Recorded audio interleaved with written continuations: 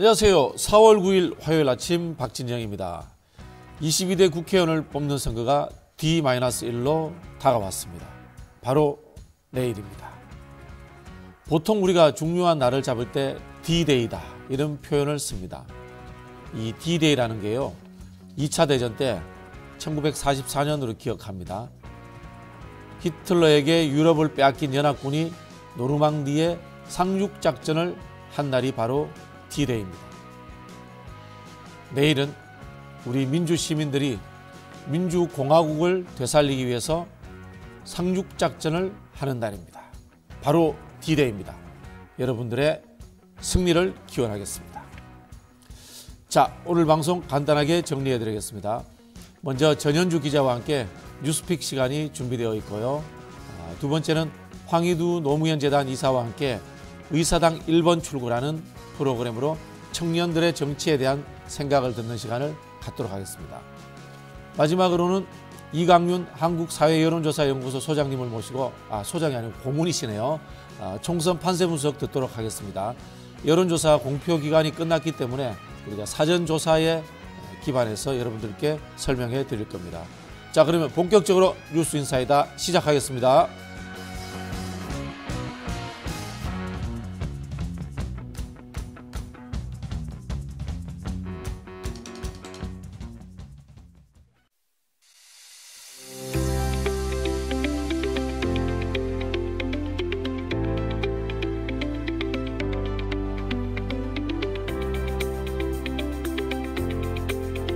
박지훈과 함께할 뉴스 인사이다. 더 깊고 더 편하게 여러분과 만나겠습니다. 여러분의 아침을 책임지겠습니다.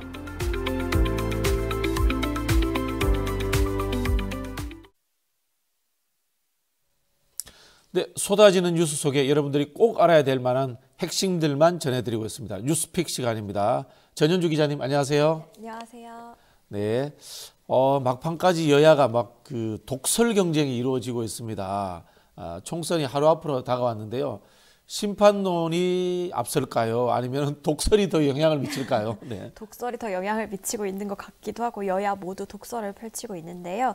여야는 상대 아킬레스건을 부각하면서 선거 막판 지지층 결집과 중도 표심 잡기에 주력하는 모습을 보이고 있습니다. 국민의힘은 김준혁 민주당 수원정 후보의 이화여대 미군 성상납 등 잇따른 막말 논란과 양문석 경기 안산갑 후보의 편법 대출 의혹을 겨냥하면서 공세를 이어가고 있습니다. 한동훈 비대위원장은 김준혁 후보를 겨냥해서 여성 유권자께 여쭙니다. 우리의 성취를 쓰레기통에 처박으실 건가라고 반문했고, 양문석 후보를 두고는 양 후보가 국회의원이 되면 장관 청문회에서도 무사히 통과될 거다. 사기 대출받아서 처벌받는 건 여러분밖에 없을 것이라고 직격했습니다. 또 국민의힘 2조 심판특별위원회는 양문석 후보의 편법 대출 의혹과 관련해서 공직선거법상 허위사실 유포 혐의로 대검찰청에 고발하겠다고 밝히기도 했는데요. 이재명 대표도 맞불을 놓았습니다. 이 대표는 윤석열 정권은 지난 2년 그 짧은 시간에 경제, 민생, 외교, 안보, 민주주의 할 것 없이 모든 부문에서 대한민국을 후퇴시켰다면서 응당한 그에 대한 책임을 지는 것이 마땅하다면서 지지를 호소했습니다. 네, 젠더 갈라치기로 집권한 정권 아닌가요? 여가부 폐지하겠다고 한 정권인데 여성 인권을 이야기하는 것은 참 앞뒤가 안 맞는다 그런 생각이 듭니다. 자, 그럼에도 불구하고요. 양문석, 김준혁 후보 외에도 이재명 대표의 혼잣말 가지고도 논란이 되고 있고요. 윤영석, 양산 갑으로 알고 있습니다. 후보의 발언이 도마에 올랐습니다. 어떤 내용인가요? 네, 이재명 대표의 일하는 척했네 이 발언이 뒤늦게 논란이 됐는데요. 해당 논란이 된 장면 직접 보고 오겠습니다. 일하는 척했네. 아이고 허리야. 허리 너무 아파. 네, 해당 영상은 지난 7일 인천 계양에서 유세를 마친 뒤 차량에 탑승하면서 이 대표가 개인 유튜브 라이브 방송을 통해서 송출이 됐는데요. 이같이 발언한 이유나 의도는 현재 알려지지 않았고 현재 이 영상은 삭제된 상태입니다. 이를 두고 한동훈 비대위원장은 직접 꼬집었는데 한 위원장의 발언도 직접 듣고 오겠습니다. 여러분, 저희는 진짜 일하고 싶습니다. 진짜 여러분을 위해서 일하고 싶습니다. 저희는 일하는 척하지 않겠습니다. 저희는 소고기 먹고 삼겹살 먹은 척 하지 않겠습니다. 검사인 척 하지 않겠습니다. 위급 환자인 척 해서 헬기 타지 않겠습니다. 네, 이재명 대표의 일하는 척 발언을 우회적으로 비판한 건데요. 또 이 대표가 한우 전문점에서 식사를 하고 삼겹살이라고 게시물을 올린 것을 저격하기도 했습니다. 이후 한 위원장은 원희룡 후보와의 지원 유세 후에 해당 식당에서 보란듯이 김치찜을 먹기도 했는데요. 또 한 위원장은 이날 그동안 발표했던 공약들을 나열하면서 지지를 호소하는 모습을 보였습니다. 국민의힘에서는 경남 양산갑에 출마한 윤영석 후보의 발언이 논란이 됐는데요. 윤 후보는 지난 7일 문재인 전 대통령이 거주하는 사저 인근인 양산시 평산마을 인근에서 유세 차량을 타고 이동하면서 문재인 지기야돼라고 발언을 했습니다. 해당 영상이 퍼지면서 계속해서 논란이 되고 있는데 민주당 강민석 대변인은 당장 문재인 전 대통령 앞에서 용서를 구하고 국회의원 후보직에서 사퇴하라고 입장문을 냈습니다. 논란이 커지자 윤 후보는 이날 페이스북을 통해서 문 전 대통령을 협박하거나 위해를 하려는 의도는 결코 없었다면서 유감의 뜻을 밝혔습니다. 네, 두 발언을 참 비교하기가 그러네요. 이재명 대표는 혼잣말인 거죠. 혼잣말로 한 거고 윤영석 후보는 유세차에서 한 발언인데 이게 같은 수준에서의 논란이 되는지는 저도 참 궁금하다 이런 생각이 들고요. 우리 한동훈 비대위원장은 말장난의 황제이신 것 같다 이런 생각이 듭니다. 결전의 날이 다가오면서요 양당 지도부가 목표치 숫자를 언급하고 있습니다. 이 숫자에 보면 양당이 목표치가 어느 정도인지 전략이 담겨 있는 것 같아요. 네, 맞습니다. 한동훈 비대위원장은 종일 범야권 200석을 강조하고 있는데요. 범죄자들이 정부의 정책 추진을 막고 방해하도록 놔두면 안 된다면서 여당을 지지해달라고 강조하고 있습니다. 한 위원장은 범야권 200석이 되면 야당들이 대통령 탄핵을 넘어서 이재명 또 조국 두 야당 대표에 대한 이른바 셀프 사면까지 단행할 것이라고 주장하고 있는데요. 이 대통령 고유 권한인 사면권을 국회가 행사하게 하려면 개헌이 필요합니다. 그 개헌 저지선을 지켜달라는 의도로 풀이되고 있는데 앞서 지난 주말 여당의 중진 위원들도 기자회견을 통해서 개헌 저지선을 지켜달라고 호소한 바 있습니다. 국민의힘 전략은 이 위기감을 더욱더 부각시켜서 여권 지지자들을 결집하게 하려는 의도로 풀이되고 있습니다. 반면 민주당은 151석을 반드시 확보해야 정권의 폭정을 막아세울 수 있다 이렇게 강조하고 있는데요. 입법권을 쥔 국회가 마지막 보루이고 절대 여당의 과반 의석을 넘겨줘서는 안 된다는 겁니다.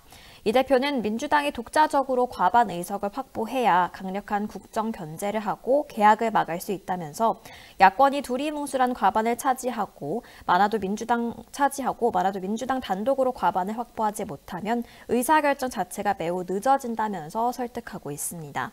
한 위원장은 오늘 서울을 중심으로 막판 유세를 진행하고 청계 광장에서 마지막 유세를 진행하고요. 이재명 대표는 대장동 재판 출석 후에 용산 인근에서 마무리 유세를 펼칠 예정입니다.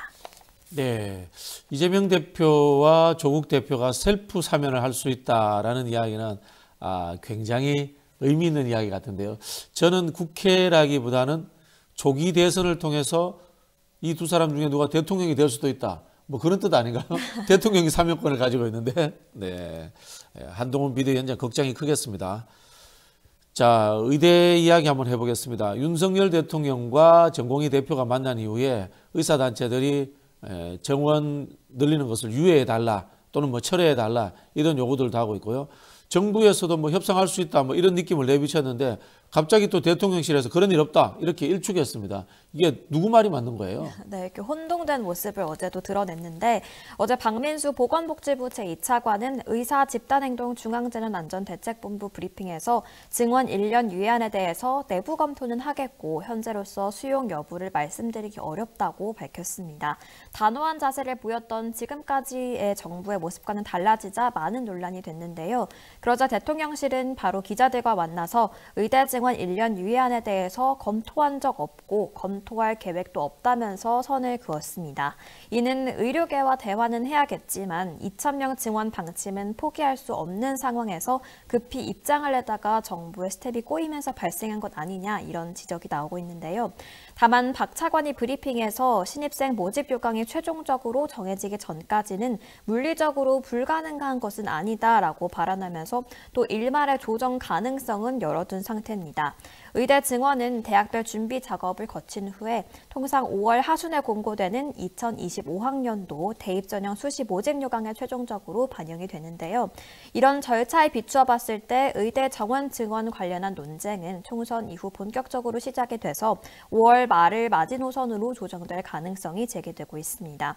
또 대통령실에서는 의료계에서 과학적이고 합리적인 통일된 의견을 제시한다면 논의할 가능성은 열어놓고 있다고 한 만큼 의료계에서 또 어떤 단일 목소리를 낼지도 주목되고 있습니다.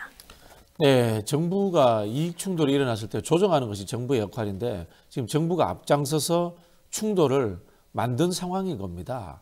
그리고 또 이 충돌의 내용이 국민의 건강권, 생명권을 담보로 해서 정부가 임의의 기준인 2,000명을 고집하기 때문에 이런 일이 벌어진 거거든요. 결국은 이 정부는 조정과 통합이라는 정부가 해야 될 기본 역할에 대해서 인지를 못하고 있는 그런 정부라는 것을 국민들에게 보여준 겁니다. 네, 물론 뭐 앞으로 합의는 하겠다고 했습니다만은 어떻게 흘러갈지 지켜봐야 될 것 같아요. 자, 그런 가운데 의료계 내부에서도 의견이 분분합니다. 그러다 보니까 앞으로 협상이 제대로 진행될지, 뭐 대화가 제대로 이루어질지 참 궁금해하거든요. 네, 맞습니다. 지난 7일 의료계에서는 총선 후에 합동 기자회견을 하겠다 이렇게 예고한 바 있는데요. 이를 계기로 소통 창구가 드디어 일원화되는 것 아니냐 이런 기대도 나왔지만 하루 만에 내부 균열 조짐을 보이고 있습니다. 박단 비대위원장은 이 합동 기자회견에 합의한 적 없다고 밝혔는데요. 그는 자신의 페이스북에 내일 대통령과 안 만난다면서 김태고 선생님, 김창수 선생님과 지속적으로 소통은 하고 있지만 합동 브리핑 진행 합의한 적은 없다. 라고 이렇게 올렸습니다. 또 최근 이면택 의협 차기 회장 당선인이 일부 내부의 적은 외부에 있는 거대한 적보다 나를 더 어렵게 만든다라고 적은 것에 대해서는 유감이라면서 저는 언제든 대화 환영입니다. 삼겹살에 소주나 한잔 하시죠 라고 덧붙이기도 했습니다. 또 임 당선인은 의협 의대 증원 저지를 위한 비상대책위원회를 이끌도록 협조해달라는 내용의 공문을 비대위와 대의원회에 보냈는데요. 임 당선인의 임기는 원래 다음 달 1일부터지만 홍선 방지를 위해서 조직을 단일화하겠다는 전략으로 풀이되고 있습니다. 이 원점 재논이라는 큰 기조에서는 의료계가 통일된 목소리를 내고 있지만 소통 창구나 또 활로에 대해서는 일원화할 필요가 있어 보입니다. 협의를 삼겹살에 소주 한 잔을 하시죠. 이건 좀 적절치 않다는 생각이 듭니다. 참 윤석열 스타일이신데 네, 막 사회적으로 전염이 되는 것 같아요. 느낌이. 네, 전현주 기자님 수고하셨습니다. 네, 고맙습니다. 네, 생방송 댓글 참여 계속해서 부탁드리고요. 잠시 후에 저는 의사당 1번 출구 황희두 이사와 함께 같이 돌아오겠습니다.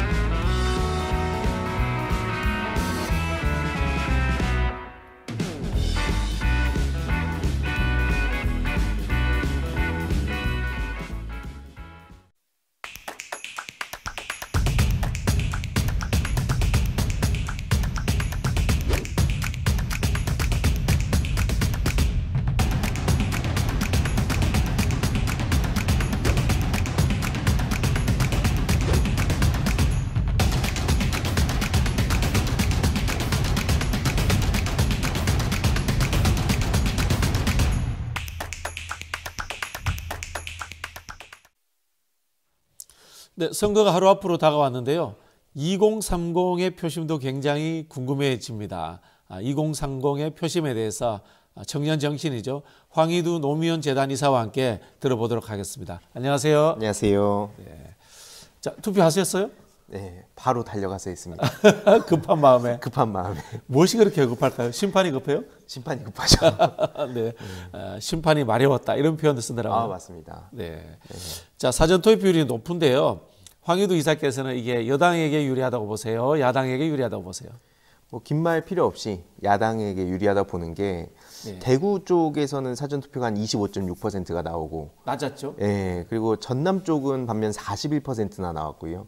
그다음에 이제 뭐 전북이나 광주도 38% 이렇게 나왔다는 걸 봤을 때 뭐 더 이상 긴 설명이 필요 없어 보입니다. 네. 뭐 특히 TK 지역의 그 유권자들 불만도 좀 언론을 통해 전해지더라고요. 네. 왜냐면은 아니 이게 뭐 맨날 그냥 뽑아주니까 그냥 선거운동도 제대로 안 하고 공약도 맨날 그냥 재탕하는 것 같고 네. 이런 불만이 또 나오고 있어서 이거는 뭐 확실히 야당이 유리하다고 생각합니다. 네.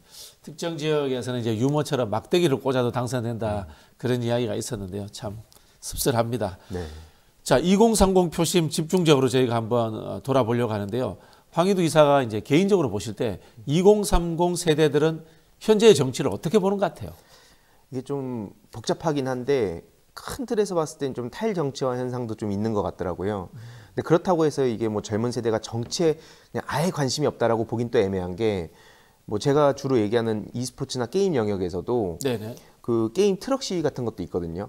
그것뿐만 아니라 뭐 후쿠시마 오염수라든지 뭐 역사 문제라든지 얘기 나오면 또 관심을 가지고 목소리도 내고 그래서 그런 걸로 봤을 때 당장 이게 뭐 어떤 당에 뭐 유리하다 불리하다 이걸 떠나서 사회 문제에는 관심이 있지만 정당 일체감은 예전에 비해서 좀 떨어지는 것 같아요. 근데 그건 또 어쩔 수 없는 측면이 있는 것 같고 특히 그 미디어 플랫폼 환경의 변화랑 또 저는 관련이 크다고 보거든요.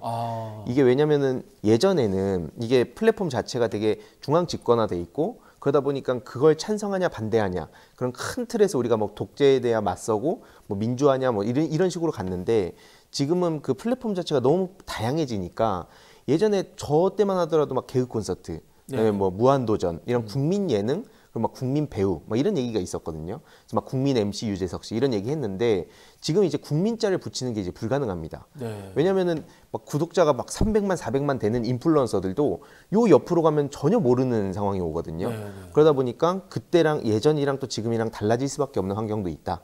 볼거리 놀거리가 넘쳐나는 시대에 특히나 이제 정치가 딱 파고드는 건 훨씬 어려워졌고 다만 그렇다고 해서 청년 세대를 싸잡아서 비난하고 이런 건 좀 잘못됐다고 보고요. 문제의식은 갖고 있지만 정당으로 이게 일체감이 연결되는 건 아니다. 그렇게 생각합니다. 그렇군요. 이제 보통 이제 우리가 사회학적으로는 그걸 이제 계급 환원론 이렇게 이야기를 하는데 모든 이슈를 정당이라든가 계급의 논리로 이렇게 환원해서 막 보려고 하는 시각들 이게 이제 민주화 세대들의 시각이거든요. 네. 뭐 예를 들자면 이 생각이 드네요. 인국공 사태가 네. 생각이 드네요. 그죠? 예. 이게 그냥 민주당이라든가 진보 진영은 과거의 생각대로 단일 진영의 노동자 네. 이렇게 받아들였는데 청년들은 이걸 이제 정규직이냐 임시직이냐 또 그 공기업이냐 민간기업이냐 여기에 따라서 다르게 받아들여진다. 뭐 이런 의미인 거죠. 예, 뭐 예를 들어서 그 정서적으로 그러다 보니까 뭐 무임승차에 대한 얘기에 네네. 또 되게 반감을 가진다든지. 그래서 요즘 예를 들면은 게임에서 많이 쓰는 표현이긴 한데 1인분이라는 표현도 있거든요. 네네. 그러니까 한 사람이면 1인분 역할을 해야지. 왜 옆에 있는 애는 0.5인분 하고 옆에 있는 사람이 1.5인분 하면 거기에 근데 돈이 막 똑같이 가는 게 정당한 거냐? 이거 불공정한 거 아니야? 막 이런 정서랑도 연결되고 그래서 뭐 무임승차라든지 뭐 불공정 이슈라든지 그래서 좀 많이 부각이 됐는데 뭐 인국공 때에 사실 세세하게 따져보면은 좀 허위 조작 정보도 많았거든요. 그냥 커뮤니티에 있는 거를 그냥 가져다가 언론이 또 막 확대 재생산하고. 네. 근데 이후에 그게 잘못됐다는 게 드러나도 그거에 대한 또 그 정정 보도가 제대로 안 되고 막 그런 문제들도 있어서 앞으로 민주 진영에서는 그걸 어떻게 극복할 것인가는 좀 진지하게 고민할 필요가 있다 봅니다. 네. 지난 대선 때 그 어떤 후보 같은 경우는 뭐 나를 위해 이재명 이런 구호도 내세웠는데 결국은 이게 산업화 세대와 민주화 세대, 윗세대가 내세웠던 집단주의의 가치, 공동체의 가치보다는 개인의 가치가 훨씬 더 우선한다라는 그런 주장으로 받아들이면 될까요? 예, 그렇게 봐도 좋을 것 같습니다. 네. 쉽게 와닿습니다. 자, 이 여야에서 한쪽에서는 정권 심판론, 한쪽에서는 이조 심판론, 이재명 조국 심판론을 내세우고 있는데 2030 세대에게는 어느 심판론이 더 소부력이 있나요? 그 이조 심판이라는 걸 모르는 친구들 대부분이고요. 이조 시대 심판인가? 당연히 정권 심판을 하자는 정서가 굉장히 큽니다. 그건 뭐 당연한 거고요. 저런 식으로 억지로 계속 무슨 말을 만들다 보니까 괜히 무리수만 남발하고 헛발질만 하는 것 같은데 아니 지금 와가지고 그 야당을 심판하자는 얘기를 처음 봅니다. 네. 그래서 그냥 계속 뭐 한동훈 위원장뿐만 아니라 그 옆에 있는 뭐 인유한 씨도 갑자기 대파 얘기를 또 꺼내고 뭐 선관위 잘했다 그러고 지금 그것 때문에 사람들이 열받아 있는데 그 특히 선관위에서도 큰 헛발질했다 보는 건 그 뭐 하지 말라 그러면 더 하고 싶어지고 안 그래도 지금 짜증 나가지고 사전 투표로 달려간 분들이 굉장히 많은데 거기에 계속 그 기름을 끼얹고 있는 것 같습니다. 그러니까 전반적으로 봤을 때 정권 심판론이 당연히 우세할 수밖에 없다고 봅니다. 네. 2030 중에도 남녀의 성별에 따라서 좀 체감하는 차이가 있나요? 실제로 뭐 중요하게 생각하는 뭐 젠더 이슈뿐만 아니라 네네. 뭐 여러 가지 그 어떤 사건이 그 발생했을 때 받아들이는 정서나 이런 것도 되게 파편화된 것 같고 네네. 그 커뮤니티에서도 그러다 보니까 막 팽팽하게 맞서는 이슈도 있지만 또 교집합도 있거든요. 교집합도 있다. 예, 뭐 그래서 예를 들어서 막 불법 안표라든지 이런 문제들에 대해선 제발 좀 정치권에서 문제 해결해 달라 뭐 이런 목소리들도 있는데 그런 게 이제 보통 언론을 통해서 사람들이 또 소식을 접하다 보니까 여기에 안 나온 이슈는 그냥 없는 이슈 네. 아니면 되게 별거 아닌 것 같다 호들갑 떤다 이렇게 생각하니까 그게 평소에 계속 누적이 되어 온 거죠. 그러다 정치권에서 이제 뭐 이 공약을 내세운다든지 할 때 아니 평소에 우리 얘기 들어주지도 않더니 이제 와가지고 저런 식으로 하면 우리 보고 뭐 어쩌라는 거냐 이런 얘기도 있고 또 한쪽에서는 실제로 정치 혐오를 부추기기도 하잖아요. 그러다 보니까 그냥 뭐 남성의 목소리, 여성의 목소리 이렇게 나눠서 봤을 때 이슈별로 뭐 사안별로 생각이 다른 것도 있지만 큰 틀에서는 그래서 정치인들이 우리 목소리를 또 그냥 뭐 이용만 한다든지 아니면 그냥 또 뭉개고 간다든지 이런 식으로 받아들이는 공통점은 좀 있는 것 같습니다. 네. 큰 틀에서. 물론 뭐 여야에서 이 웬만해서는 갈라치기를 잘 안 해요. 사실 갈라치기 하는 사람들은 극소수인데 그게 사실 좀 먹혔잖아요. 네. 뭐 이준석 대표라든가 윤석열 대통령도 지난 대선 때 그렇게 했습니다만은 이번에 이제 공약 나오는 거 보면 이제 대부분이 일자리 공약이라든가 복지 공약인데 뭐 나쁜 일자리 단속 그다음에 현금 지원 뭐 이런 이야기들이 나오고 있는데 2030 세대들이 뭐 일자리, 복지 뭐 몇 개 영역으로 나눌 수는 없습니다만은 특별히 관심 있는 영역이 어떤 부분이에요?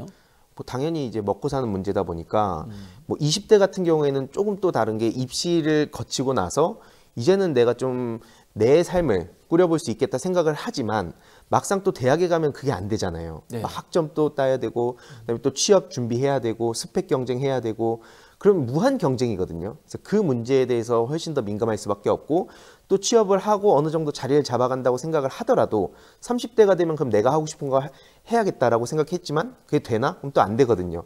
그때는 이제 또 결혼도 준비해야 되고 그러다 보면 주거 문제, 일자리 문제 이렇게 연결이 되는 거다 보니까 종합적이구나. 예, 종합적으로. 그래서 결국에는 이 무한 경쟁의 시대에 심지어 지금 정부는 국가가 나서서 뭘 책임지고 해결하겠다가 아니라 철학 자체가 그건 시장에 맡겨놓고 네. 물론 그것도 본인들이 필요한 데는 자꾸 개입을 하지만 그러면서도 그냥 각자 도생을 부추기다 보니까 그럼 국가가 왜 존재하지? 그 물음으로도 이제 연결이 돼서 예전에 한창 뜨거웠던 이게 나라냐라는 얘기도 지금 계속해서 연결된다고 봅니다. 네.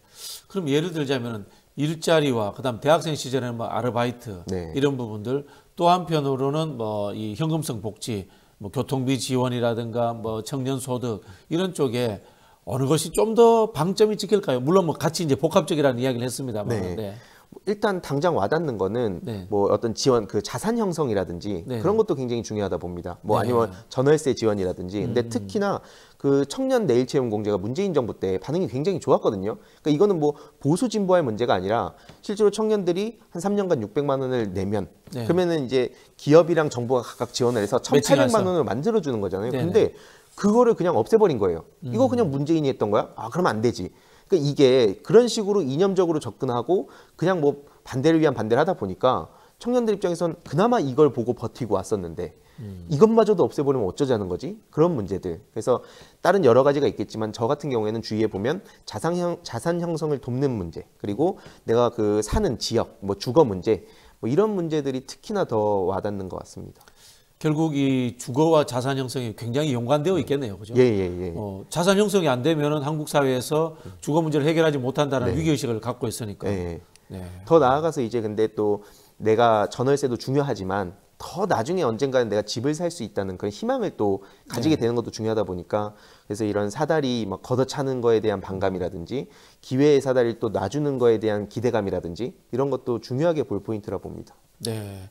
자, 그런 부분들을 보는데도 남녀의 차이가 좀 있을 수 있겠죠. 접근하는 데도. 예, 그렇습니다. 뭐 예를 들어 가지고 이게 또 능력주의라고 얘기를 하게 되는 건데 뭐 능력주의에 대해서 그냥 무조건적으로 다 그냥 좋아하냐, 찬성하냐. 사실 이렇진 않거든요. 네네. 근데 주로 커뮤니티 상에서는 그런 식으로 그 대결 구도가 이렇게 만들어지고 또 정치권에서도 그걸 마치 딱 그 양쪽에 둘 중 하나 이렇게 놓고 보는 게 큰 것 같은데 실제로 오프라인에서 대화를 나눠보면 또 그렇게 극단적으로 나뉘진 않습니다. 그러니까 왜냐하면 어느 정도 일정 정도의 그 보상의 차이가 있어야 된다고 보는 사람들이 대부분이거든요. 왜냐면은 아까 뭐 1.5인분, 뭐 0.5인분 얘기를 했지만 그렇죠. 가만히 놀고 있는 사람이 똑같이 돈 벌면 누가 일하냐. 이거에 대해서는 대부분 공감을 하고 있습니다. 하지만 이런 얘기조차 정치권에서 일각에서 무슨 뭐 공산주의로 간다. 뭐 이런 얘기를 자꾸 해버리니까 제대로 된 대화가 안 되고 있는데 어쨌든 그런 인식의 차이는 어느 정도 있지만 그 격차를 어느 정도까지 좁혀갈 것이냐. 이게 결국에 양극화 문제랑도 연결이 되는데 그런 논의가 좀 더 다음 국회에서는 제대로 됐으면 좋겠습니다. 네.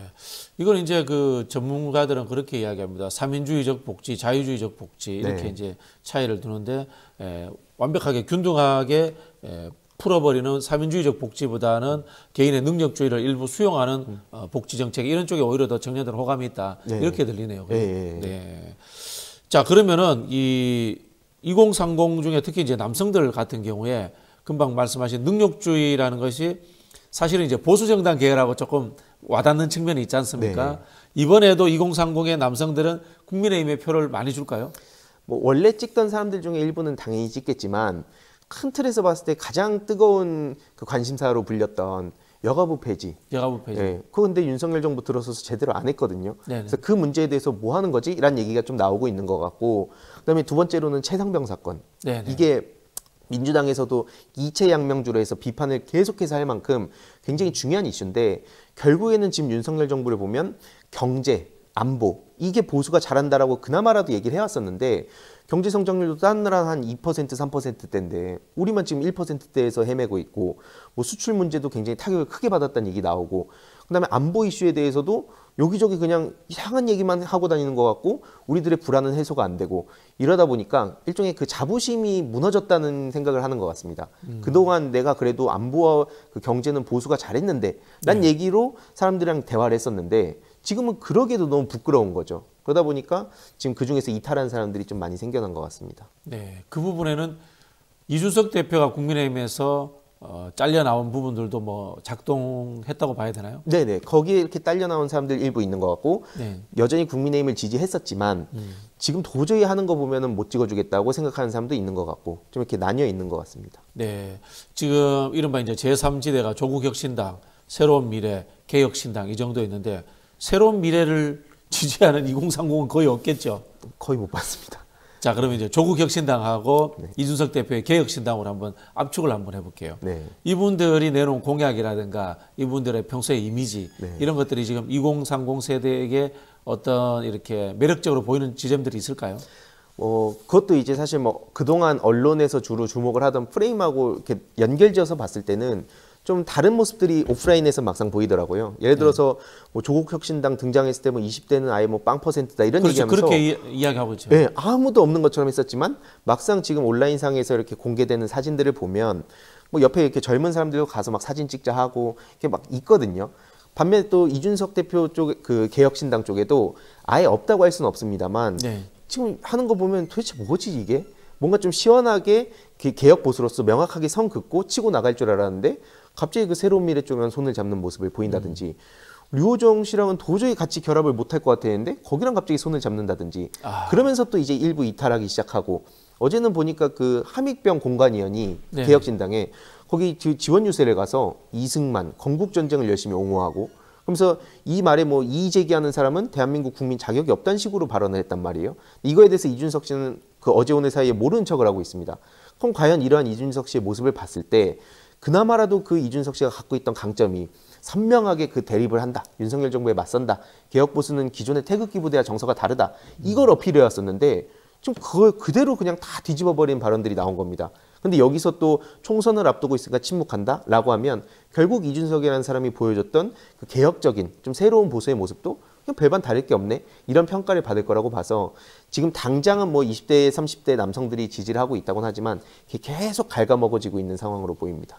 이준석 대표의 이제까지 뭐 행위를 통해서 청년층과 유대감이 생겼지 대표적으로 이준석 대표가 내놓은 뭐 청년 정책이라든 이런 부분은 네. 기억나는 게 없네요. 네, 그냥 그 상대방을 보고 얘 말 바뀌었다. 그래서 그거를 가지고 막 찌르면서 사람들한테 카타르시스를 주고 그 지점을 파고들면서 여태까지 득점 포인트를 쌓았는데 그러고 막상 이제 본인이 보여주려고 하니까 지금 엉망진창이라서 그런 포인트들이 지금 많이 계속 더 깎이고 있는 것 같습니다. 네. 조국 혁신당에서 내놓은 공약 중에 이제 제가 좀 논쟁해 본 것이 하나 있는데 네. 완전 고용국가요. 네네네. 이게 근데 완전 고용국가라는 게 생각해 보면 굉장히 좋을 것 같은데 한편으로 보면은 네. 여가도 없고 네. 또 한편으로 보면은 이 복지 안전망보다는 일해야지 먹고 살 수 있다라는 논리로 이제 갈 수도 있거든요. 네네. 그래서 이제 제가 이제 근본적인 질문인 것 같은데 청년들이 봤을 때 삶을 즐기고 여유롭고 그리고 뭐 경제적으로 풍부하지 못하더라도 복지를 통해서 안전망이 갖춰주는 국가가 좋은가 아니면은 일자리가 주어지면서 역동적인 성장을 통해서 나의 성취를 나아가는 것이 좋은가 물론 이거 대립적인 것은 아닙니다만은 네네. 이 어느 부분이 좀 더 이렇게 매력적일까요? 그게 사실 그 아까 제가 그 파편화 말씀드린 게 네네. 딱 요런 차원의 딜레마인 것 같아요. 그러니까 요 각각을 좋아하는 사람들이 워낙 명확하게 나뉘어 있고 그 사이에서 보통 이제 고민하는 경우가 많다 보니까 이게 뭔가 좀 되겠다 싶으면 거기로 또 붙는 밴드웨건 효과나 이런 게 또 있어서 네네. 그냥 온라인 커뮤니티에서 분위기가 어떻지? 언론이 보통 어떻게 보도하지? 이런 것들을 종합적으로 판단을 하게 되는데 만약에 여기서 뭐가 됐든 간에 어떤 분위기로 확 이렇게 가게 되고 문화적으로 좀 안착을 하고 주위 친구들도 좀 그런 분위기면 어느 쪽으로든 충분히 판단할 것 같다. 다만 예전에 비하면은 그런 뭐 복지 국가라든지 뭐 사회 안전망이라든지 이게 예전에 비하면 좀 많이 퇴색된 것처럼 지금은 이제 언론이 보도를 하고 있는데 네, 막 네. 경쟁하고 막 싸우고 네. 이걸 즐기는 것처럼 한동안 좀 재미를 봤거든요. 하지만 막상 얘기를 해보면 그거에 막 질려가지고 나도 막 돈을 막 떼돈을 벌고 싶은 게 아니다. 그냥 일부 막 코인 얘기하고 그래서 계속 사람들이 무슨 욕망에 미친 것처럼 표현을 하고는 있지만 절대 그렇지 않고요. 내가 그냥 적당하게 돈 벌면서 안정적인 일자리 구하고 그리고 나 가족하고 시간 보내고 막 여행도 다니고 싶다. 이런 사람들도 꽤 많습니다. 하지만 이런 목소리들이 많이 가려지고 마치 그냥 돈에만 그냥 다 신경을 쓰는 것처럼 몰아갖고 그러다 보니까 착각을 하게 되는 거죠. 전 이게 주로 상대적 박탈감이랑 또 연결이 된다 보는데 인스타그램 같은 SNS 네. 전 그게 대표적이라 봅니다. 그러니까 내가 만약에 평균적으로 저는 한 300을 버는데 만약에 뭐 박진영 평론가님이 한 500을 벌어요. 그래서 막 SNS를 보면 여행 다니고 좋은 차 끌고 다니고 친구들하고 막 맛있는 거 먹고 이런 거 보면은 괜히 내가 자존감이 막 떨어지게 되잖아요. 그러니까 나도 돈을 이렇게 막 심지어 빚을 내서라도 더 좋은 차 끌고 다니고 이렇게 과소비를 하게 되는 거죠. 그럼 결국엔 계속 빚을 내고 악순환이 반복되는 건데 그런 걸 또 언론이 옆에서 계속 부추깁니다. 정치권에서도 심지어 일부 그걸 부추기고 이 평균값을 높여버리는 거죠. 그러다 보면은 어느 순간 돌아봤을 때 내 내면은 텅 비게 되고 그러다 보니까 어쩔 수 없이 그 계속 경쟁에 끌려다니게 되고 다른 사람의 시선을 더 의식하게 되고 이런 문제들이 있는데 이것도 이제 국회에서 뭐 22대 국회 안에서 해결할 수 있는 문제는 아닙니다만 계속해서 정치권에서 이런 현상들을 어떻게 볼 것인가 상대적 박탈감 문제를 그럼 정치권이 어떻게 계속 뭐 격차 문제라든지 뭐 양극화 문제라든지 문화적 인식이라든지 이걸 어떻게 해소할 것인가도 진지하게 논의를 했으면 좋겠습니다. 결과만 놓고 판단하다 보면은 이 문제 영원히 해결 안 될 거라 봅니다. 야, 말씀드리니까 제가 질문도 이분법적으로 꼰대스럽게 한 거 같아요. 아니. 전혀 아닙니다. 그런 느낌이 들어요. 이제 질문을 하다 보니까 그렇게 된 겁니다. 네. 또 비슷한 질문인데 이게 이제 기성세대들이 봤을 때 이런 겁니다. 노동을 통한 부의 축적, 그 다음에 이 청년 세대들의 코인이라든가 주식 이런 부분에 대해서 부를 축적하려고 한다. 이렇게 하면서 이 영역 자체를 노동이라든가 어떤 사회적 부를 창출하는 활동이 아니다라고 보는 시각들이 있습니다. 네. 여기에 대해서는 어떻게 생각하세요? 그것도 굉장히 좀 복잡하게 얽힌 것 같은데 네네. 일종의 그 또한 능력으로 보는 측면도 있는 것 같고 그것도 능력이다. 네, 쉽게 말하면 그러니까 잘 되면 이거 내 판단과 내 감각으로 예. 이렇게 성공을 한 거야. 그리고 이제 잘 안 되면 그럼 이제 국가에서 왜 이거 책임 안 지냐. 이런 얘기들도 또 막 나오거든요. 그러니까 이게 되게 복잡하게 얽혀 있지만 쉽게 말해서 그거를 딱 부를 이룬 사람은 소위 그것도 내 능력으로 벌었다는 식으로 막 책도 쓰고 네. 방송에 또 나와가지고 막 얘기하고 그런 환상을 계속해서 또 불러일으키기도 하더라고요. 그러니까 뭐 금융이라든지 이런 투자가 무조건 잘못됐다고 절대 생각하지 않는데 네. 가끔씩 아주 소수의 그냥 운으로 그렇게 부를 쟁취한 사람들이 마치 내가 진짜 능력자고 그런 식으로 자꾸 포장을 하고 언론이 거기에 또 보조를 맞추는 건 정말 심각한 문제라 봅니다. 그러다 보니까 아주 소수가 운 좋게 얻어 걸린 것도 마치 다른 사람들이 그럼 능력이 없고 열심히 일해서 돈 버는 사람들은 전부 다 그냥 못 배우고 막 마치 그냥 쓸데없는 데 시간을 쏟는 것처럼 자꾸 부추기는 거. 그게 그러다 보니까 계속 상대적 박탈감이 되고 악순환이 반복되는 거라 보거든요. 그러다 보니까 무리해서 빚내가지고 나도 그러면 이렇게 해볼까? 하고 돈 그냥 다 쓰고 그러고 나서 누구도 책임져 주지 않는 상황. 이런 거를 반드시 그 악순환을 막아야 된다 보는 거고 여기서 그럼 각 정치권에서 이런 문제들을 어떻게 볼 것이냐. 이것도 그냥 자유시장 경제 그 활동으로 냅둘 것이냐. 저는 그렇게까지 가면은 계속 악순환이 반복되고 특히 20대 그 회생이 늘어났거든요. 22년 대비 지금 23년엔 한 2,200명에서 3,200명으로 부쩍 늘어났다는 거예요. 이게 또 코인을 부추기는 거. 그런 문제랑 연결되기 때문에 이게 그 앞으로 어떤 방식으로 이런 문제를 그 예방할지 이런 것도 좀 논의가 다음 국회에서 잘 그 많이 해봤으면 좋겠습니다. 결국은 이게 이제 제조업 자본주의와 금융 자본주의라는 게 뗄 수 없고 같이 가는 거잖아요. 그죠? 네. 이제 그런 부분들이 있는데 일자리 문제에서 또 이런 이야기도 한번 드리고 싶어요. 사실 한국의 일자리가 부족하지는 않거든요. 다만 이제 깨끗하고 네. 임금이 많고 인정받는 일자리가 아닌 거죠. 그런 일자리들은 이제 외국인 노동자들이 대체하는 이런 상황들인데 제조업 관련 또는 육체적 노동이 일부 포함되는 일자리가 금방 제가 말씀한 현재의 조건들, 3D 업종이라는 조건들을 해결하고 깨끗하고 임금도 높아지고 노동에 대한 가치와 또 시선도 개선된다면 청년층들이 그런 쪽의 일자리로 확대할 수 있는 가능성은 어떻게 있을까요? 그게 그러니까 결국에는 지금 그러다 보니까 싼 그러니까 임금으로 네. 그런 노동력 대체하면 된다라고 얘기를 했다가 뭐 가사도우미도 그런 얘기가 나오는 것 같고 네. 근데 그 굉장히 논란 많이 키워진 상황이고요. 결국에는 이게 또 민감한 문제들로 연결이 될 수밖에 없긴 한데 그래도 대부분의 사람들은 그런 극단적인 방식으로 그냥 뭐 외국인 노동자를 데리고 와서 싼 값으로 그냥 떼우겠다 이런 거에 크게 동의하진 않는 것 같습니다. 그리고 결국에는 이게 또 저출생 그 문제랑도 연결이 되는 그렇죠. 거다 보니까 노동력의 부족도 연결되고 네. 예, 그러다 보니까 특히 뭐 이제 지역 균형 발전하고도 연결되고 그렇죠. 좋은 양질 일자리가 다 수도권에 있고 한데 그러다 보니까 이런 문제들이 결국에는 뭐 국회 내부뿐만 아니라 뭐 대통령의 의지만으로도 되는 게 아니라고 보고 결국에는 뭐 기업 문화라든지 온라인상에서 주로 정보 유통하는 그 창구들, 여론 형성의 장에서 어떤 그 논의들이 이루어지는지 사실 그래서 지금 말씀 주셨던 여러 가지 이런 이슈들 가지고 평소에 논의를 하고 그게 이제 딱 그 선거철에 연결이 돼야 되는데 그게 잘 안 되다 보니까 계속 뒷전으로 밀리는 것 같습니다. 네. 이거 참 하루 이틀 해결할 문제가 아니에요. 네. 그래서 정말 이 종합적인 이 사회적인 합의가 이루어져야 될 것 같아요. 예, 보니까. 예, 네. 맞습니다. 네. 자, 마지막 질문입니다. 2030 세대에게 그나마 이런 지점을 가지고 접근을 하면은 표를 얻을 수 있다. 뭐 이렇게 좀 조언을 하나 해주신다면요. 아까 뭐 상대적 박탈감도 말씀드리긴 했는데 예를 들어서 뭐 망 사용료 이슈라든지 이게 정치권에서는 많이 논의가 되진 않지만 되게 민감하게 보는 이슈들이 있거든요. 특히 저는 불안 문제가 되게 중요하다고 봅니다. 불안 문제. 예, 그러니까 내 미래가 어떻게 될지 너무 불안한 시대잖아요. 근데 그 불안감이 해소가 안 되면 내가 돈을 얼마를 벌든 간에 지금 내 기분이 얼마나 행복하냐 아니냐를 떠나서 계속해서 신경이 쓰이잖아요. 막 뭔가 내가 미래가 어떻게 될까 불안하고 그러다 보니까 자기 개발과 동기부여 관련한 영상을 보게 되고 그거 보면 일시적으로는 용기를 얻지만 근본적인 문제가 해결되는 게 아니거든요. 그러면서 또 거기서는 막 아까 뭐 저희가 얘기 나눴던 뭐 복지라든지 이런 얘기하면 야 저거 좋은 얘기야. 성공한 사람들은 그렇게 막 따뜻한 얘기 이거는 다 사기고 성공한 사람들은 강력한 멘탈을 가지고 능력으로 성공한 거야. 이런 걸 자꾸 또 부추기는 거에 거기 계속 끌려다니는 게 또 있습니다. 그래서 제가 뭐 정치권에도 계속 이런 얘기들을 하고는 있지만 결국에 이 불안 문제를 어떻게 해소할 것인가 그리고 뭐 상대적 박탈감 이슈는 또 어떤 식으로 우리가 접근할 것인가 이거에 대해서 좀 많은 논의가 이루어졌으면 좋겠습니다.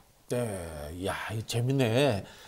하여튼 뭐 저는 이제 습관적으로 구조화하는 이게 버릇된 기성세대다 보니까 어떤 느낌이 드냐면은 불안감을 해소하는 안전망을 만들어주고 그리고 좀 더 이 능력주의가 발현돼서 확 치고 나가서 이 남들보다 잘 되고 싶어하는 그런 욕망도 또 이 누르지 않는 이런 균형감 이런 게 필요한 것 같아요, 그죠? 네네네, 저도 공감합니다. 그래서 큰 틀에서 거대 담론도 중요하지만 네. 그러니까 보통 이제 정치에선 그동안 해왔던 게 거대 담론이잖아요. 막 그렇죠. 큰 막 747 막 이런 거. 네. 근데 이제 그런 것도 중요는 하지만 미시적으로 그 각 분야별로 우리가 어떻게 접근할 것인가. 그래서 이번에 그 오창석 평론가가 그 정리해가지고 이재명 대표님께 보고 드려서 그 7대 취적 공약 이런 게 나왔거든요.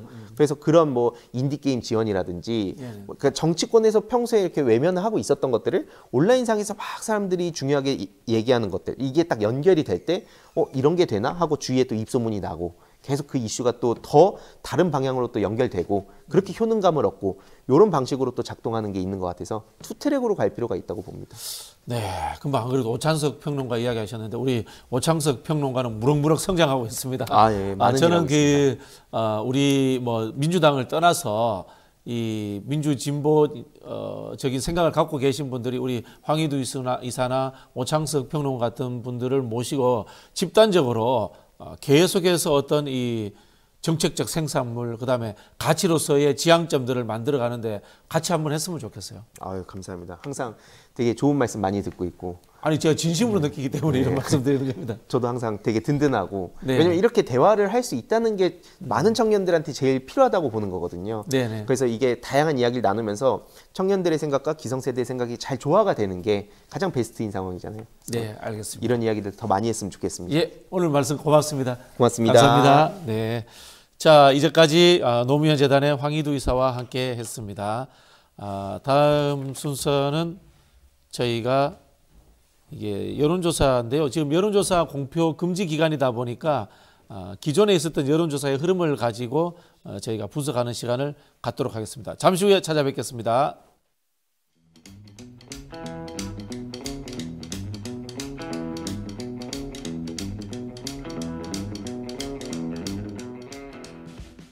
네, 진짜 D-1입니다.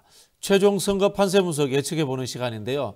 이강윤 한국사회여론조사연구소 고문님 나오셨습니다. 안녕하세요. 안녕하세요. 자, 우리 이 고문께서는 사전투표 하셨나요? 네, 했어요. 급한 마음에? 아니 뭐 요즘 사전 투표가 너무 일반화되고 편리하고 하니까 네네네. 주변에서 웬만하면 다들 사전 투표 하시던데요. 뭐 급하고 말 게 없죠. 네, 선거의 편의성이 높아지는 거는 뭐 국민들한테도 당연히 좋은 일이고 또 이렇게 여론조사라든가 이런 사회적 영역의 일을 하시는 분들한테도 좀 도움이 되죠.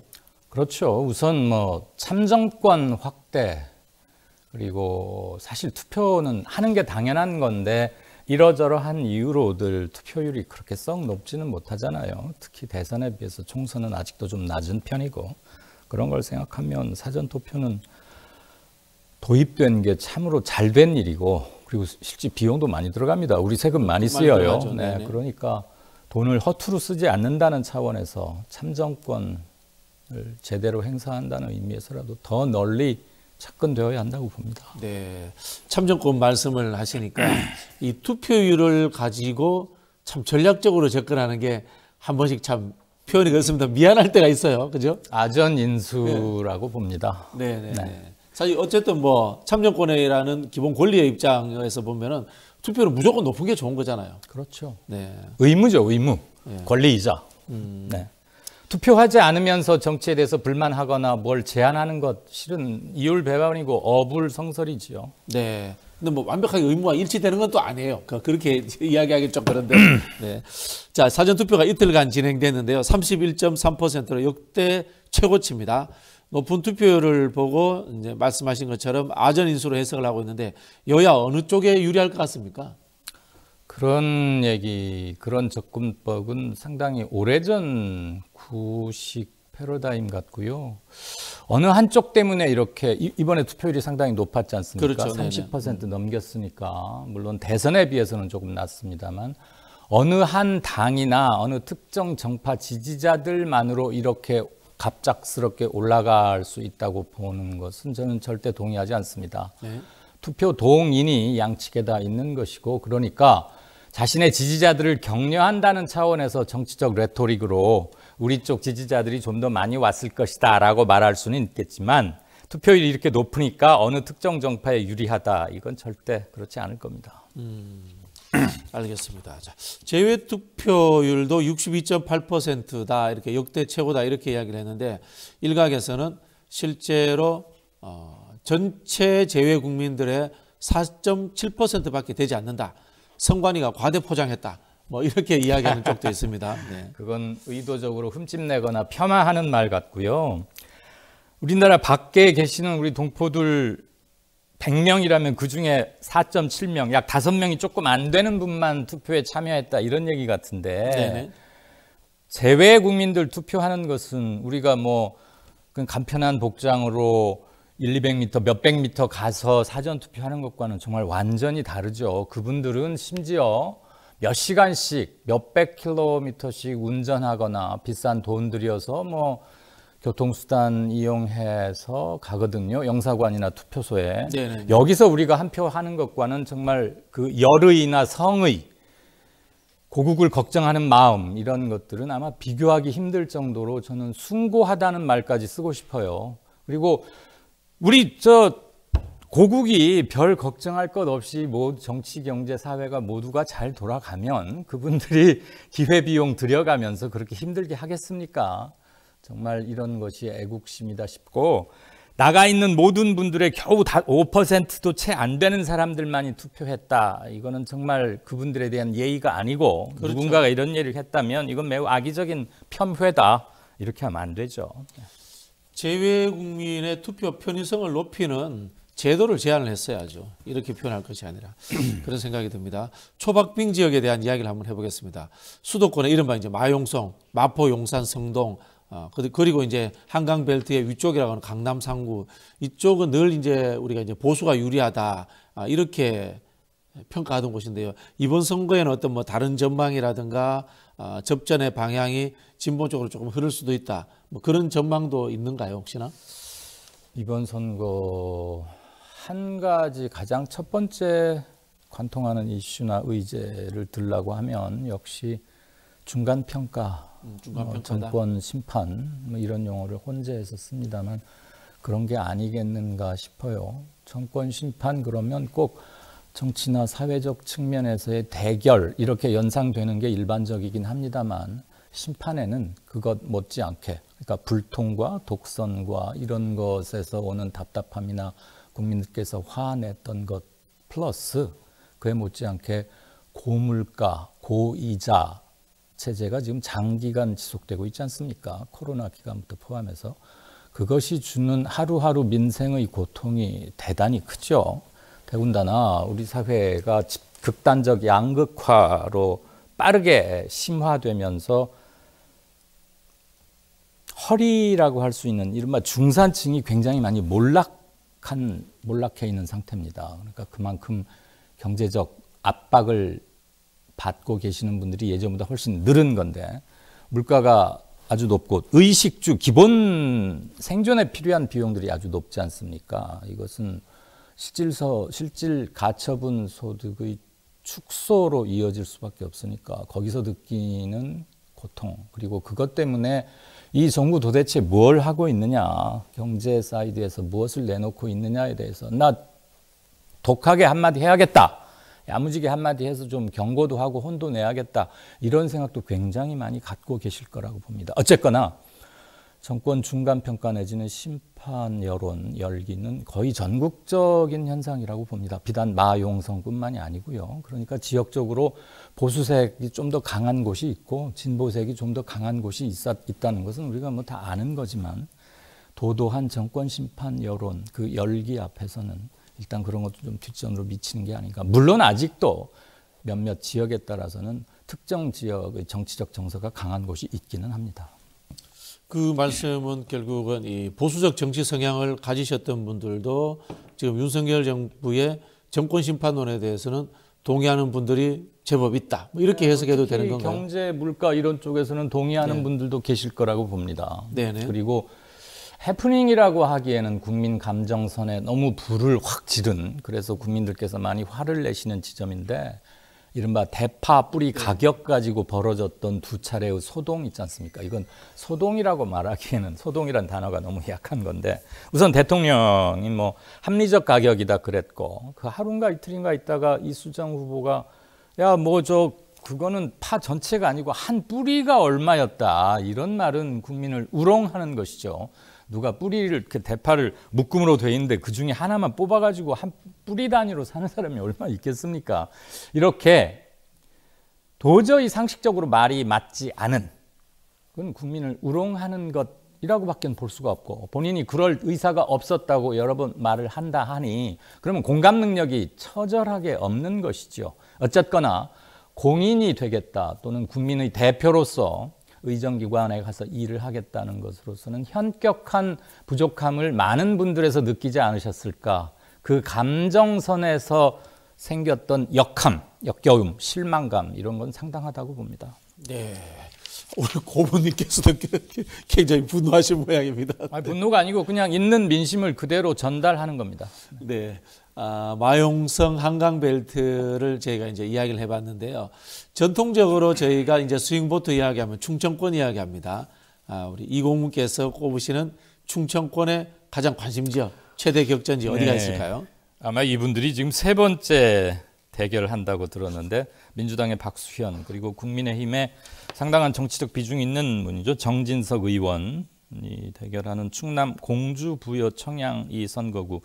여기는 여러 여론조사를 이렇게 모아보면 거의 딱 붙어 있다 이렇게 보는 게 맞을 것 같아요.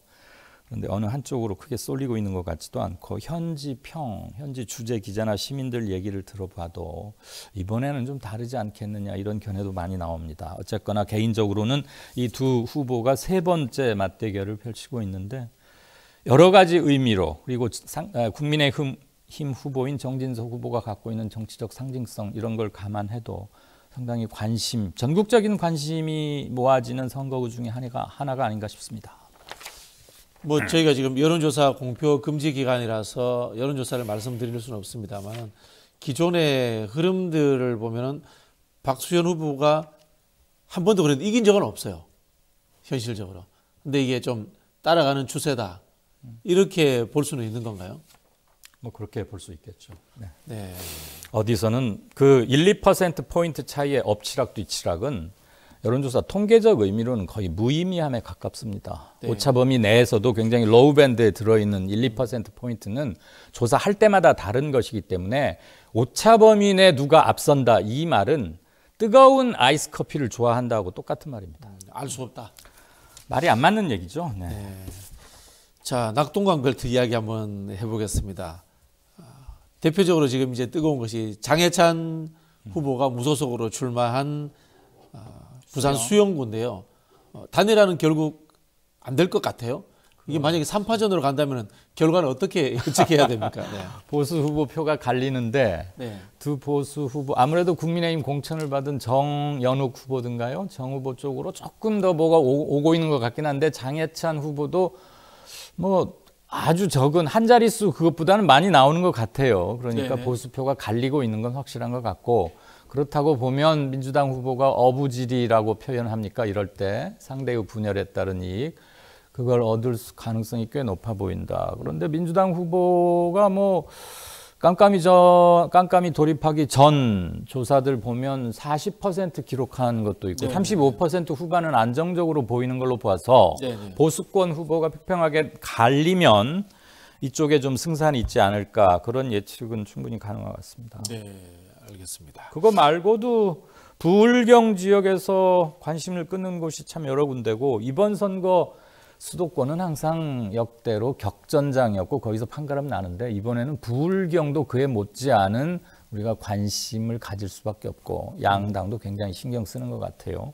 그중에서 경남지사를 차례로 지냈던 김두관, 김태호 이 두 후보 지명도는 전국적으로 상당히 유명하신, 양산을이죠. 굉장히 거물들이라고 할 수 있죠. 정치적 캐리어도 상당하고, 그리고 양산 김해 그쪽이 이제 노무현 전 대통령 생가, 그리고 문재인 바로 직전 대통령 사저 이런 것들이 있고, 그래서 정치적 정서나 상징성도 좀 남다르지 않습니까?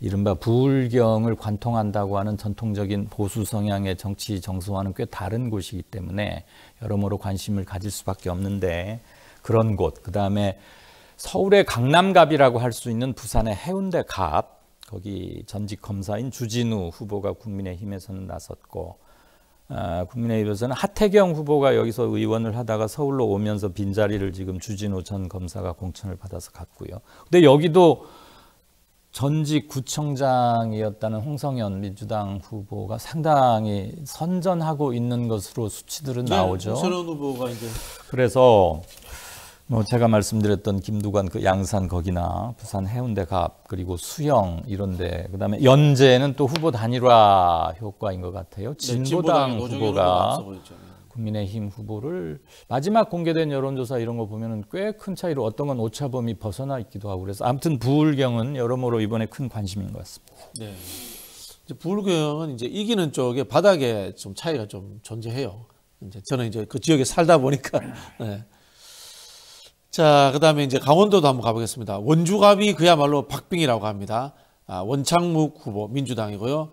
국민의힘은 국민의힘 대변인을 오래 한 박정하 후보입니다. 네. 여기는 어떻게 보세요? 여기도 말 그대로 여긴 초초박빙이라고 해야 되나요? 어떤 여론조사 보니까 42.0%로 소수점 첫째 자리까지 똑같은 것도 봤는데 여론조사에서 그런 일도 참 나오기가 굉장히 힘듭니다만 이 두 후보가 두 번째 지금 아마 만나는 걸 거예요. 보궐선거 통해서 국민의힘인 박정하 후보가 현재 의원 배지를 달아서 현역이고요. 원창묵 민주당 후보는 시장을 지냈죠. 그러니까 원주에서 첫 번째 선거가 아니고 시장에 당선된 적이 있으니까 득표력도 뭐 확인됐다고 할 수 있는 후보인데 여기는 선거 초반부터 지금 바로 내일이 투표일이니까 직전까지도 팽팽하다라는 말 말고는 수식어가 별 필요 없는 것 같습니다. 이곳은 아마 새벽녘까지 가야 조금 드러나는 게 아닐까 그런 예측을 하게 되네요. 네. 자, 저희가 이제 전국을 한번 둘러봤는데요. 혹시 우리가 언급한 곳 외에 또 뭐 관심 지역이 있어요? 예, 서울에 몇 군데 하고 인천 한 군데쯤 얘기해 볼까 합니다. 우선 서울은 뭐 송파갑 여기는 TV조선인가에서 시사 프로 하던 기자 출신의 박정훈 씨하고 민주당에서는 두 번째인가 세 번째 출마하는 조재희 후보가 붙고 있는데 박정훈 후보는 첫 출전이고요. 송파갑은 뭐 아시다시피 흔히 말하는 강남 3구 보수 정당의 아성 이렇게들 표현하는 곳인데 송파갑에서 의외로 두 후보가 상당히 붙어 있다 이런 얘기들이 많이 나옵니다. 민주당이 만약에 이곳을 이긴다면 이번 선거의 이변 중에 하나로 충분히 기록될 만하고요. 신문 기자로 치자면 작은 박스거리 하나는 충분히 되지 않을까 싶고 여기도 역시 까봐야 되는 것이고 또 하나는 이제 서울에 또 뭐 몇 군데 많이 있습니다. 언론들에서 하도 말을 하니까 나경원 후보가 출마한 동작을 이런 데를 이 코너에서까지도 또 언급하고 싶진 않은데 그런데도 물론 관심사죠. 또 하나는 뭐 이제 김두관, 나경원, 뭐 또 정진석 이런 분들 우리가 얘기한 이런 분들은 클 것자 거물이냐, 갈 것자 거물이 되느냐, 뭐 이렇게도 볼 수 있겠죠. 또 하나는 인천에서 윤상현 후보가 국힘 후보로 나섰고 민주당은 남영희 여성 후보인데 그곳이 연수을인가 그럴 겁니다 아마. 여기가 미추홀구. 동미추홀을인가 보다. 네, 연수을은 박찬대 나간 거군요. 동미추홀을구인데 여기도 이 직전 4년 전에도 이 두 사람이 이렇게 대결을 했어요. 근데 그때 170몇 표인가? 200표가 채 안 됐습니다. 굉장히 적은 숫자죠. 예전에 뭐 하남인가 광주 어디서는 한겨레 기자 출신의 문학진 후보가 단 3표 차이로 지기도 해서 문세표라는 그런 뭐 통절한 별명도 생기긴 했습니다만 200표 이내 차면 정말 일장지간인 것인데 이번에 인천 지역 판세도 민주당이 전반적으로 좀 상당히 잘 나오고 있다 이런 얘기들이 많잖아요. 그런데 또 윤상현 후보는 특정 정당의 잔발을 입지 않고 무소속으로 두 번이나 당선된 상당한 저력을 갖고 있는 사람이에요. 전국적 지명도도 있고 또 뭐 당내 대선 후보 경선에도 나섰고 그래서 뭐 이름값이다 뭐다는 어디 가서 좀 빠지기 싫어하는 후보고 당세로는 민주당이 굉장히 강한 면모를 좀 보여주고 있고 그리고 이전에도 너무 박빙의 차였기 때문에 이번에도 관심을 안이 가질 수가 없겠죠. 그리고 잠깐 말했던 연수을의 박찬대 후보와 상대 정 후보 거기도 지난번에 214표 차인가 250표가 채 안 됩니다. 그리고 이제 인천의 강남이라고 하죠. 예. 그래서 이 두 곳들은 뭐 많은 분들이 관심을 갖게 되실 것 같고요.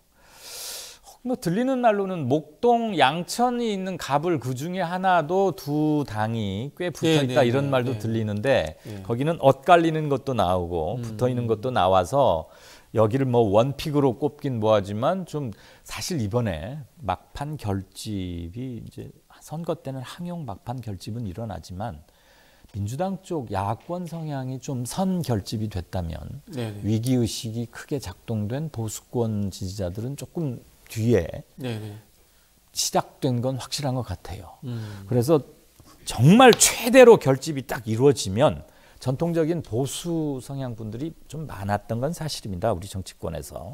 그렇다고 보면은 끝까지 마음 놓지 못할 곳들이 많다. 그리고 제가 어제 민주당 김민석 의원 지금 상황실장인가를 맡고 있죠.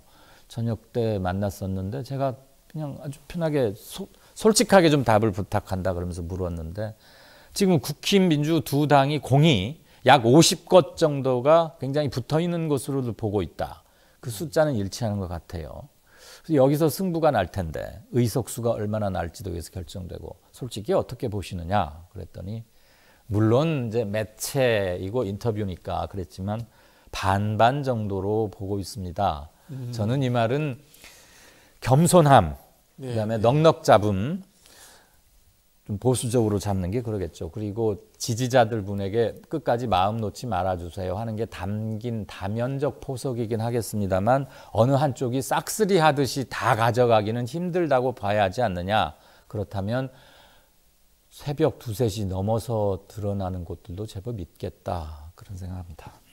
여야가 모두 이제 박빙 지역이 많이 늘어났다 이런 이야기는 하고 있습니다. 실제로 박빙 지역이 늘어난 곳이 여당이 앞서던 곳을 야당이 따라잡았는지 아니면 반대로 야당이 앞서던 곳을 여당이 따라잡았는지 그거는 이제 분석해야 될 문제인데 이 박빙 지역이 늘어난 근본적인 어떤 뭐 요인이라든가 뭐 그런 원인이 있을 것 같습니까? 그러겠죠. 일단 정권 심판론은 무시할 수 없는 첫 번째 상수이자 가장 중요한 요인일 겁니다. 왜냐하면 현 정부 출범하고 나서 거의 18개월 이상 동안 대통령의 국정 운영이 마땅치 않다. 부정평가가 60% 전후로 계속 유지됐지 않습니까? 그거 자체가 국민들이 보내고 있는 장기간의 명백한 메시지라고 보고요. 선거 초반에 뭐 공천 국면 새 당들 출연하고 할 때 잠깐 그리고 한동훈 비대위원장 전면에 나서면서 윤과 이재명 대표 대결 양상이던 정권 심판론이 약간 커튼 뒤로 조금 숨거나 조금 가라앉는 듯한 양상이 일부 있었습니다만 조국 혁신당의 출연 그리고 용산과 국민의힘에서 나왔던 잇단 대형 악재 황상무 수석의 말도 안 되는 망언 그리고 호주 대사건을 둘러싼 석연찮음 또 막 급히 낡았다가 또 들어오고 지금 참 모양새가 아주 나쁘지 않습니까? 거기에 이른바 대파 이 얘기 이런 것들이 겹치면서 그리고 조국 혁신당이 기폭제 역할을 했죠. 계속 유지되고 있는 거고 그래서 정권 심판론이 다시 강하게 대두되면서 야권 성향의 표들은 확실한 결집을 보였고 일각에서는 자 이런 김에 200석도 가자 이런 얘기까지 공개적으로 나오지 않습니까?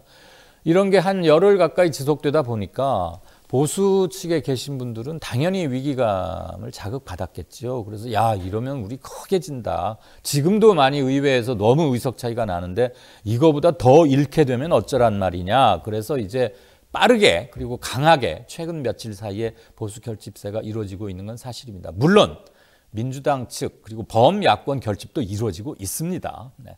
그래서 누가 더 강하게 확실하게 응집력 강하게 결집하느냐를 정밀하고 정교하게 포착할 수 있는 수단은 사실 그렇게 마땅치는 않습니다. 촉감과 그냥 감으로 느끼는 따름이겠죠. 더군다나 지금은 깜깜이 기간이고 하니까. 그래서 속단하기는 힘들지만 초박빙 구간에 있다는 50곳 정도 이쪽에서 앞사던 걸 이쪽에서 따라잡거나 그 반대이거나 그 귀추는 개표만이 정확한 걸 알 수 있는 것이지 지금 투표 하루 앞두고 뭐 어떻다라고 하는 것은 부정확한 정보 일터이기 때문에 시청자분들에 대한 예의도 아닐 것 같습니다. 네. 자 마지막 질문을 하나 드리겠습니다. 본투표까지 이제 하루 남았는데요. 내일인데요. 막판 표심에 변수가 있을까요?